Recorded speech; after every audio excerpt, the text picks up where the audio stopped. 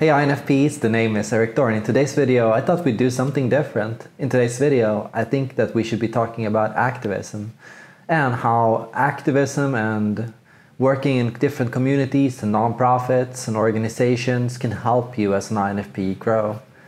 Now we know today that the INFP is described as typically an individualist who likes to go their own way in life, and in some ways, because of this, INFPs might find it hard to go and involve themselves in an organization because perhaps you don't agree with everything this organization does, you don't like to commit to a group or a formal organization, and you might not like the hierarchies and the social requirements of this kind of work. At the same time, I've been an activist for most of my life in various groups, specifically related to sustainability, but also animal rights. And I can say I met a lot of INFPs that I found a lot of joy and a lot of benefit from working in different nonprofits. And it's also scientifically documented that protesting helps. People that protest, people that are involved, feel less alienated, feel more happy, feel more well-being, and feel more empowered. And so any INFP that has this thought, if you ever had that thought that you wanted to do something to make the world a bit better, albeit whatever it is, right? Making your local community be a bit better, or doing something for the environment, or doing something to help refugees, or doing something to help feed the hungry or poor, or to support others, right? Like there are so many things around you that could use your help, and we know today that community is the fabric that holds society together, and that without it, all the institutions that we have and all the rights that we have today, and democracy and freedoms that we have would fall apart, because they are dependent on people working and doing their best in their hometown and where they live. And so, as an INFP, I want to think with you today in today's video about what kind of activism would work for you and how you could benefit from it, and where you could get started. And so let's start with that. How can you get started, and how can you get involved, and what can you do to find interesting organizations and nonprofits and local groups near you, and what could you do, and how could you make the world a bit better by doing these things, right? So I got involved when I was around 12, and I started out first in social democratic organizations in Sweden, and later I moved to green organizations instead. I can say that I've been involved in multiple different organizations. I've been involved in UNICEF, which is about helping children across the world. It's from the UN. I've been involved in different sustainability organizations, environmental organizations like Fältbiologerna, and I've also taken different roles in these groups, right? Because you can do many different things in organizations. You can be a spokesperson, you can be in the board, you can be a secretary, but these formalities I found often don't really appeal to the INFPs that I met in local organizations. INFPs seem to take more anonymous roles in the group, and while they enjoy helping out and supporting, they've often been people that show up kind of on their own accord. They show up in a meeting, when they feel like it, and they show up in events and activities when they feel like they want to do that. And if they don't feel like it, they'll go do something else. And that's part of the charm of nonprofit work. People often think, oh, it could be such a burden, it could be stressful, it can be a big commitment, I don't know if I have the time, and I don't know if I have the interest, and I'm busy right now, I've got studies, I've got work, so I'm not sure it's possible, right? But the truth is, with the nonprofit, nobody is paying you to do it, and nobody's expecting you to do it, right? So it's all up to you. You do as much as you want to do, and you do it the way you want to do it too. So you have a lot of freedom in nonprofit organizations to say, hey, that's not what I like, and I don't like that, and I'd rather do this, and I don't feel like this, right? And so it's really good to be a part of a nonprofit or a local organization as well, because in many workplaces we feel often that we have to, shape ourselves to fit with what the company wants us to do and to be profitable. But when you're in a nonprofit, what you'll soon learn is, you have this space. Often you'll have this place where you always meet up and have meetings and, hang out. And you'll have access to these resources that you didn't have before in terms of money and support and other people that you can do things with. And so you'll have this potential to do more things than you could have done or thought you wanted to do before. So in many ways, these kinds of organizations can be very, very empowering. In most countries and organizations, there is a lot of support for nonprofit work because the state wants people to be involved and needs people to be involved for things to function. So there is often a lot of resources available. Now, a common question I can hear from people that are, doubting whether they want to get involved or not is, what difference does it make, right? Yeah, okay, I can go on these protests and I can go on the street and I do these things and make these signs, but what difference is it going to make? And isn't the world doomed to end regardless of what I do? And, isn't it too late to fix climate change? And, if I'm not able to save every animal, should I really do anything at all? And it's very easy to have this kind of black and white thinking when you're also a beginner, right? So when you're just thinking about getting involved and you're new to it and you don't really know what to expect it to be. And so it's very easy to hold on to these kinds of ideas that, the world is like this kind of absolute. It's either this or that. It's either we save the world or it goes to hell, right? So often this is how it can feel when you're not involved. But when you're involved, you quickly learn that, there's a lot of nuances in that, right? There's, you might not be able to, fix every environmental problem, but you could do something about, the water quality in your hometown, and you might not be able to, save every animal, but, there's these animals in this animal shelter right now that need your help right now, right? So it's also about this kind of perspective of thinking about it, and switching between the big picture and the practical here and now. And here's something INFPs might need to exercise too. It's just learning to, move between the theory and the big picture view of, looking for this thing you can do that will fix every problem at once, and the practical and pragmatic day-to-day here reality of, there are things right now that could use your help and people out there right now that could benefit from you being there. And, in that case, I think also recognizing that can reduce a lot of anxiety people can have around these things, because people do have a lot of anxiety around these topics. I've read that most youth today suffer from climate angst, or fear of, a climate doomsday or something like that, right? And while certainly, climate change is a reality and temperatures are increasing, it's, humans are most likely always going to be around to some extent for a long time forward, for many, many years. And the question is, how bad do we want it to get? How far do we want it to get? And how dangerous is the reality? And that's the thing we don't know. We don't know, what countries will be most affected and how much they will be affected and what will happen. And while there are certainly predictive models, we don't really know, the certainty of those models, because we can barely predict tomorrow's weather. So to which extent can we really predict what will happen with the climate? So in many ways, I think we have to learn to live with some degree of ambiguity here, and to recognize that, the doomsday that we often imagine of, everything ending tomorrow and being too late, probably not going to happen.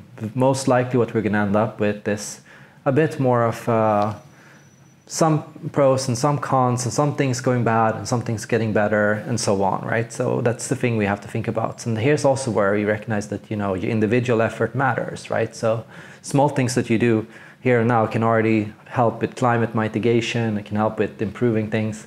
And there's a lot of things around you that you can do to make things a little bit better for the people around you or for people across the globe.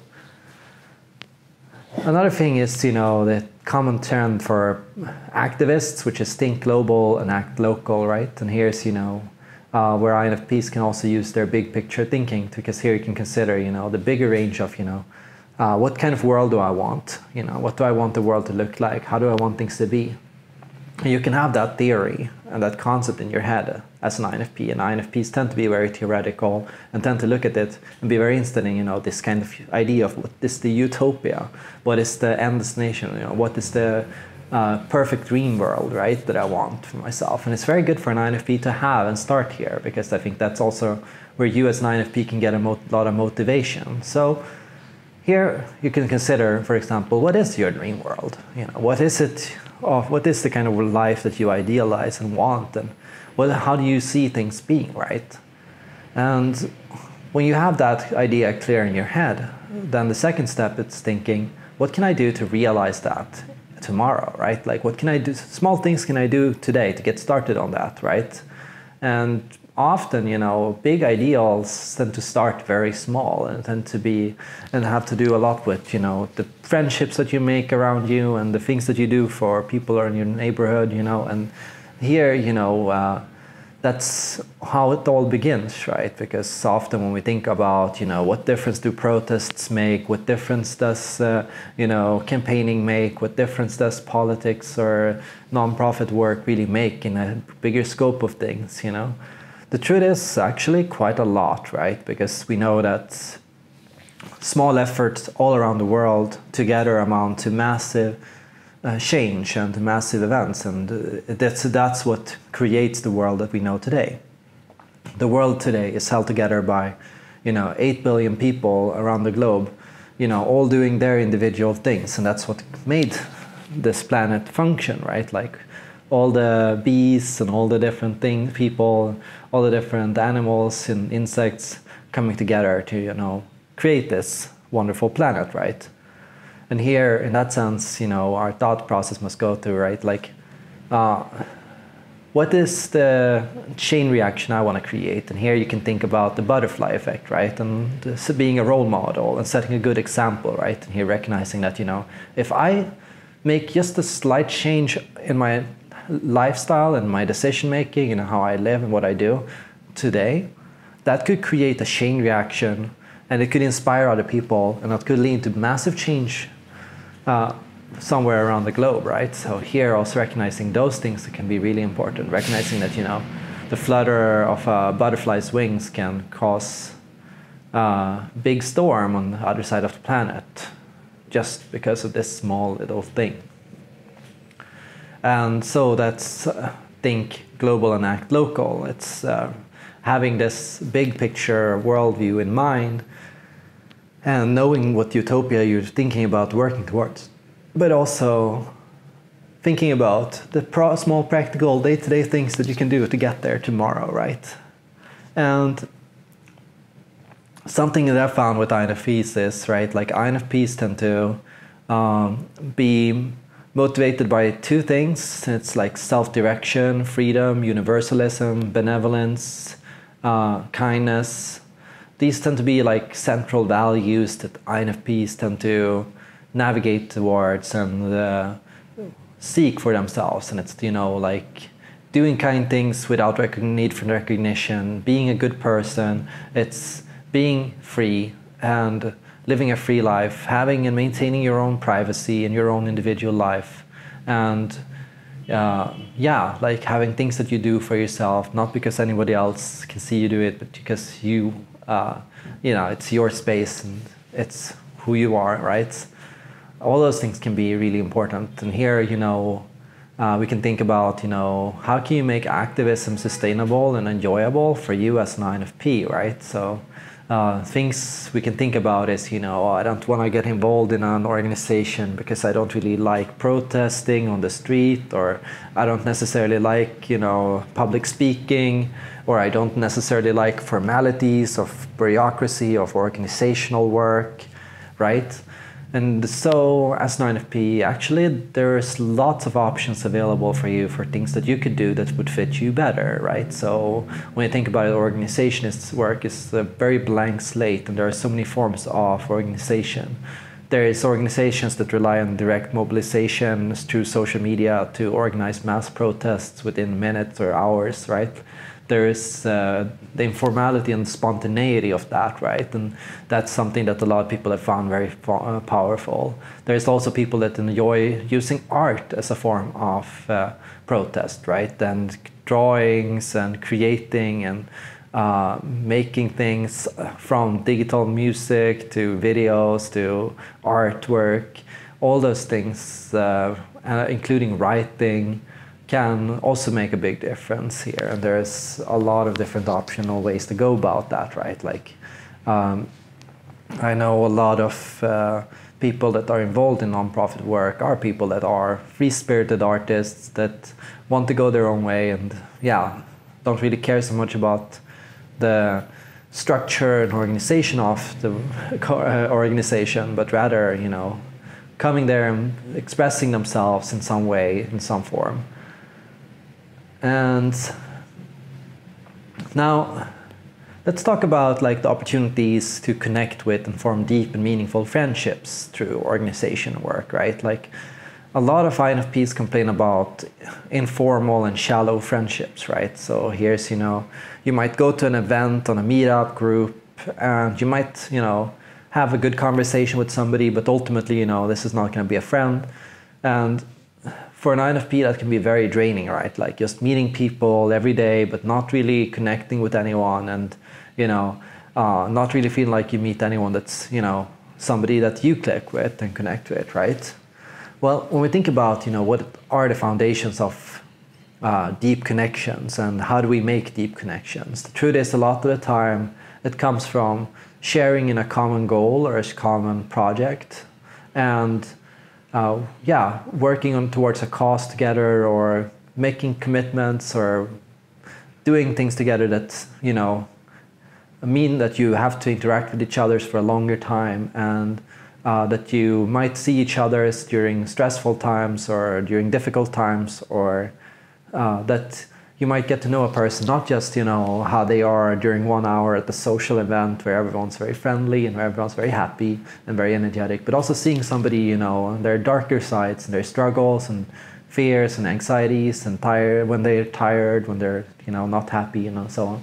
So here as an INFP, you have an opportunity to also make deeper and more meaningful friendships, because a lot of the time nonprofit work is a great way to form deep and meaningful bonds with other people.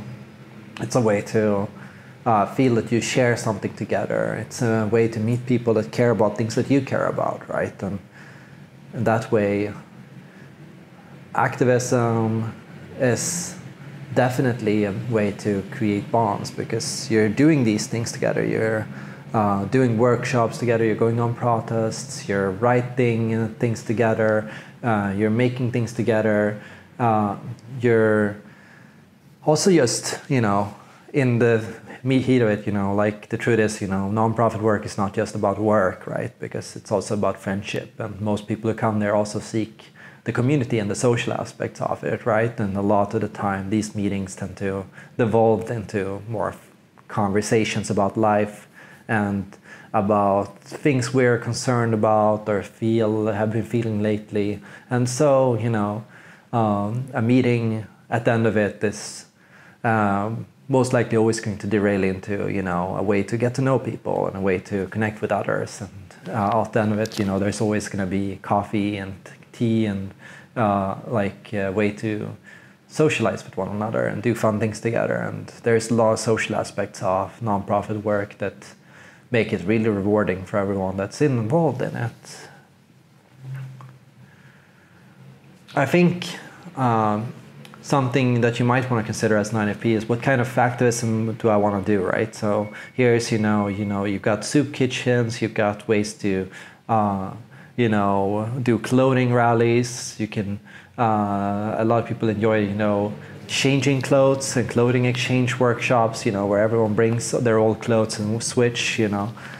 People enjoy, you know, things from working in political organizations, you know, for political goals, to affect public policy and to lobby against politicians. But there's also a lot of yeah, maker spaces, for example, where you get to fix things that are broken and to create new things together, and so on, right? So there's a lot of organizations, but how do you find them in your area? Well, you could try meetup.com, but you can also just run a quick Google search, right? Like in your city, you can search for like on different topics, what different organizations with sustainability are active in my country, you know, and my city.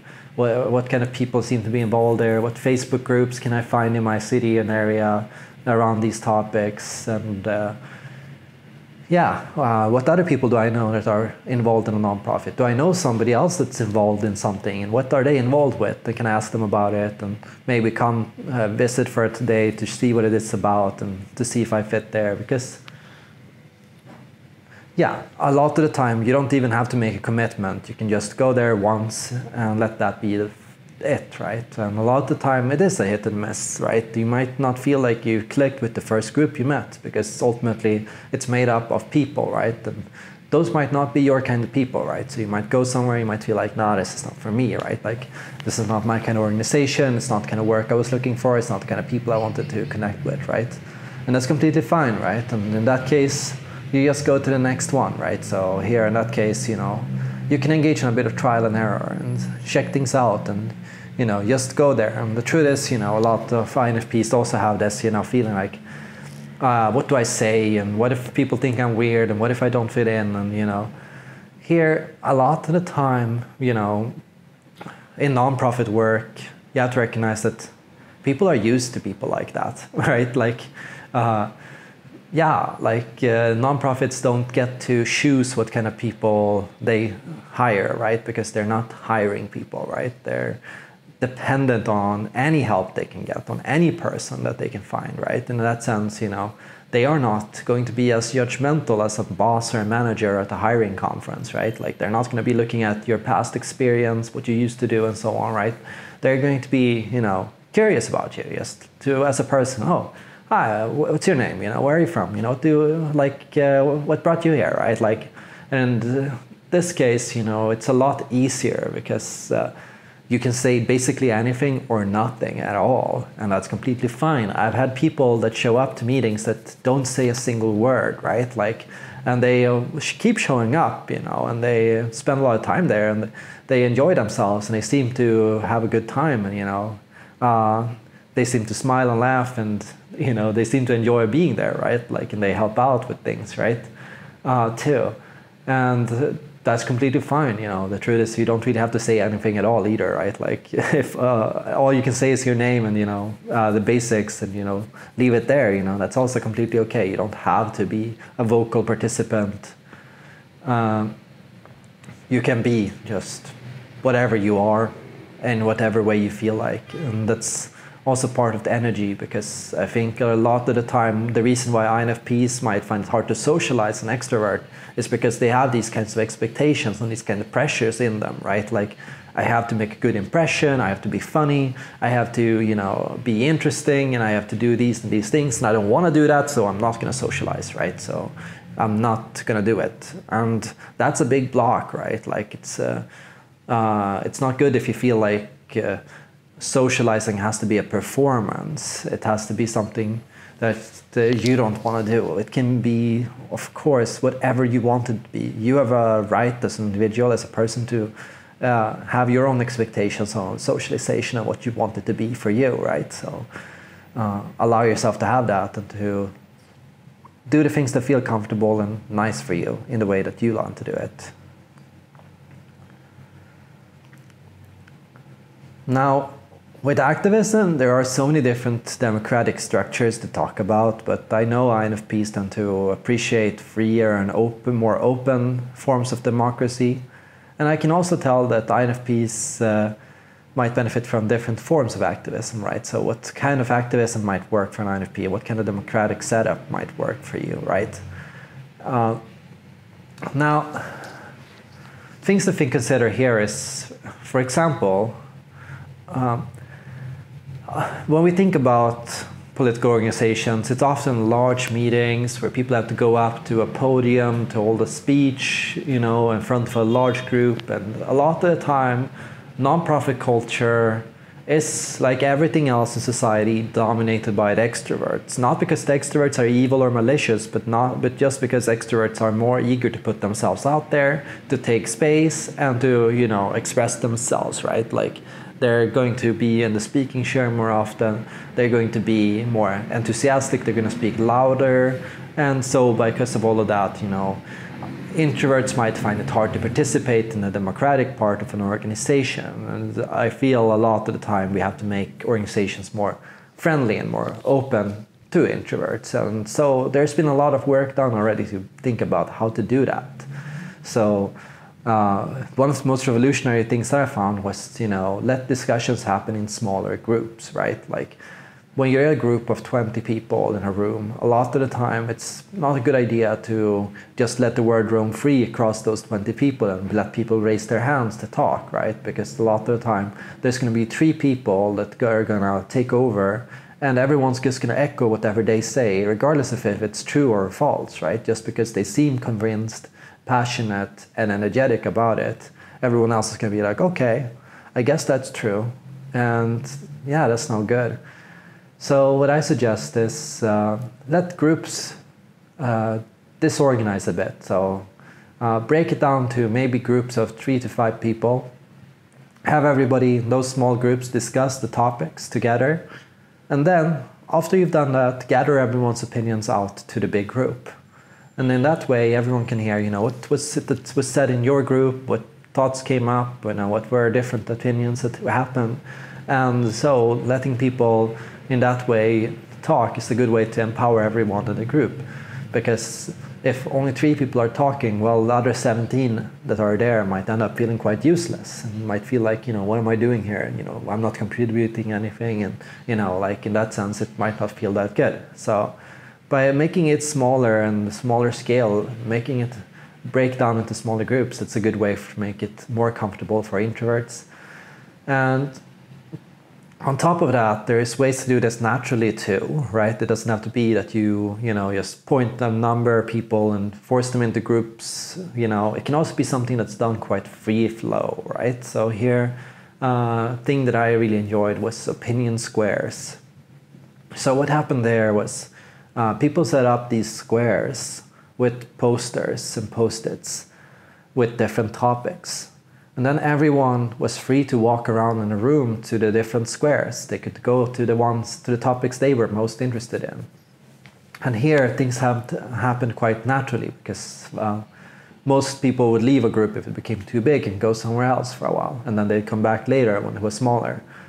And these opinion squares were great for hashing out ideas and bringing up new ideas, and for making sure that everyone could participate in the topics that they were interested in. Because the truth is, you know, you might not care about every opinion or every decision or every topic. You might have specific interests that are really important to you, and in that way, you know, consider those kinds of topics. I think INFPs also benefit from groups that have some kind of philosophical debate about what they are doing and why they are doing it, right? So I found that, you know, when organizations have lectures and workshops where they discuss the ideology or the ideas and their roots and why they do it and the things like that, like, that's something that's very helpful for an INFP. So INFPs are not just interested in the day-to-day practical activism of, you know, going somewhere and doing something, but also need to know why are we doing it and where are we going with it and for what reason, right? So in that sense, as an INFP, you know, consider an organization which has those kinds of discussions, right? Like where they talk about and, you know, discuss in a broader scope, why are we here, what are we doing, and for what purpose, right? Like the why democracy, what is democracy, what is the best way to organize democracy, you know, all those things can be interesting, right? If we take anti-war, and I've been very involved in anti-war work, right? So in that sense, like, I always did a lot of writing, so I blogged since 2007. wrote more than 1,000 posts about things like the war in Libya and things like that, and did a lot of digging, a lot of research into, you know, what's happening there, why are we doing it, you know, what are the consequences, you know, what's going on, right? Like, what is the media saying about it, what are the politicians saying? And so I did this kind of solitary activism, which was, right, like something I did for me under an anonymous name. And that was something that felt really fun and really interesting, because it helped me, you know, really learn about a topic and really niche into something. It really made me an expert on that topic, and yeah, it allowed me to enter a lot of venues and connect with a lot of people, and to influence public policy in a very significant way. But when I think about it, you know, the best memories that I had from activism was, for example, when we were working together with an anti-war network in Sweden regarding NATO, and when we were organizing a camp in my local hometown. And I just remember, you know, I met so many amazing people there, and I got to be involved so much in the press and the media work of that, right? Like of just gathering what's happening, the pictures and the statements, and following and monitoring Twitter and things that come in.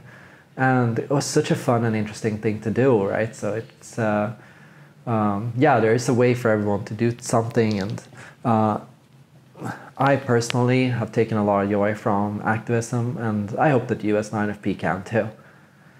So yeah, that's my thoughts on INFP activism. And so I want to ask you, you know, have you been thinking of getting involved, and if so, what? And what have you felt if you're already involved in something? How do you feel about activism? Do you feel like it helps you? Do you feel like you enjoy it? Do you feel like it makes things a little bit better somehow? And yeah, how do you look at it? Thank you so much for watching, and see you all in the next video.